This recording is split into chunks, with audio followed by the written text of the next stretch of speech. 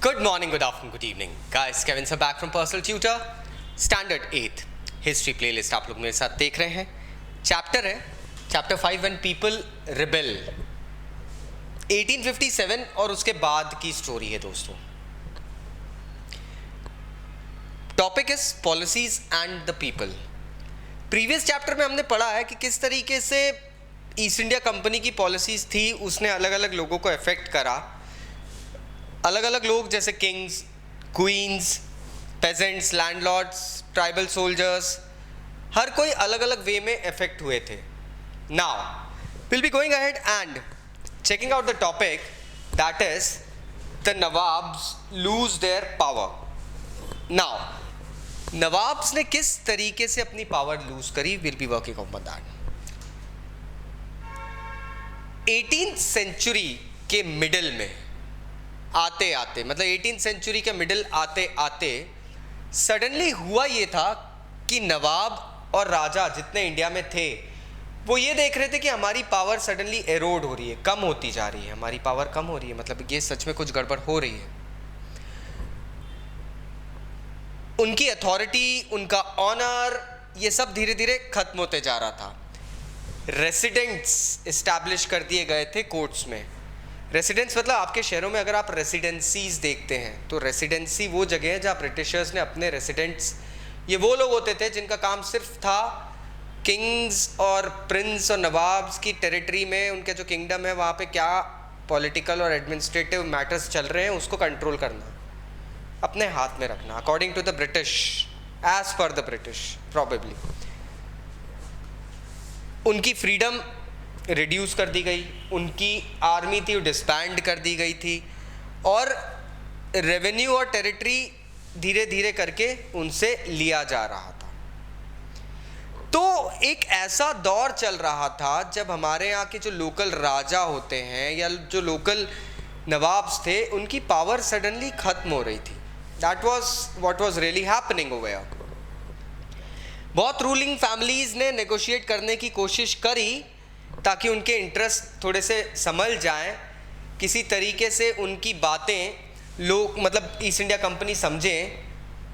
Example देखिए, रानी लक्ष्मीबाई जो झांसी की थी, उसने ईस्ट इंडिया कंपनी से बात करना चाहिए थी कि भैया आपने डॉक्ट्राइन ऑफ लैप्स, जो लॉर्ड डलहौजी की उस समय एक पॉलिसी आई थी कि भैया जिस भी किंग का कोई लीगल एयर नहीं हुआ, कोई मतलब बच्चा पैदा हो के नहीं रहा, तो उस किंग का किंगडम ऑटोमेटिकली ब्रिटिश ये गवर्नमेंट एक्वायर कर लेगी.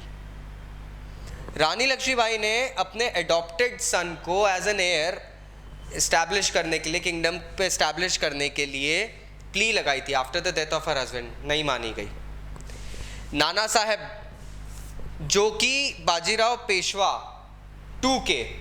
बाजीराव के 2 के अडॉप्टेड सन थे, उन्होंने भी यही सेम प्ली अडॉप्ट करी कि किसी तरीके से मेरे फादर की पेंशन अब मुझे मिलने लग जाए. वो चीज़ भी नहीं एक्सेप्ट करी. फिर भी company, British east India company की अगर हम बात करें, उसको इतना गुरूर था अपने ऊपर कि भैया जो भी हम कर रहे हैं सही कर रहे हैं, so let us do one thing, let us not accept it. East India Company was literally not accepting their pleas. Awadh एक लास्ट टेरिटरी थी जिसको एनेक्स किया गया.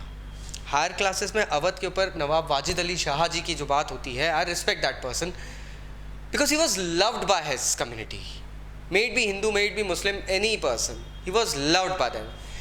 लेकिन अवध को किस तरीके से ब्रिटिश टेरिटरी के अंदर लिया गया, देखिए सबसे पहले तो सब्सिडरी अलायंस डाल दिया गया. सब्सिडरी अलायंस क्या था?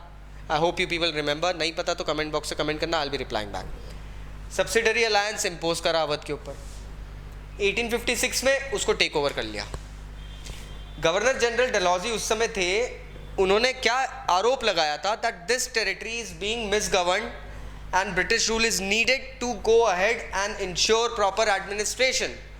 नवाब वाजिद अली शाह एक ऐसा नवाब था जो अपने किंगडम के अंदर अपने लोगों को जियो और जीने दो वाली पॉलिसी में इंस्टॉल, मतलब लाइक रूल करते थे. किंगडम के लोग बड़े खुश थे कि नवाब साहब हम लोगों को हमारी आजीविका जीने के लिए सारे मोमेंट्स दे रहे हैं, सारी चीज़ें दे रहे हैं. जितना टैक्स पे करना है ठीक है हम कर रहे हैं, जो भी चीज़ हो रही है वो सब जा रहा है, and he is not interfering in our issues. As long as that is happening, everybody is happy with the king. But किसी तरीके से अवध का वो बेल्ट कल्टीवेशन के हिसाब से और मिनरल्स और बहुत सारी चीज़ों के हिसाब से बहुत रिच बेल्ट हुआ करता था. ब्रिटिशर्स को किसी भी हालत में वो बेल्ट चाहिए था. आई रिमेंबर स्टैंडर्ड 12th के बच्चों को पढ़ाते वक्त नवाब वाजिद अली शाह के बारे में और अवध किंगडम के बारे में ये लाइन आती है. लॉर्ड डलहौजी ने कहा था कि Awadh is a cherry that will pop one day in our in mouths. मतलब एक ना एक दिन तो हम खाई जाएंगे इसको. So he was a person that was very very conniving to achieve Awadh, और साम दाम दंड भेद करके उन्होंने अवध अपना ही लिया.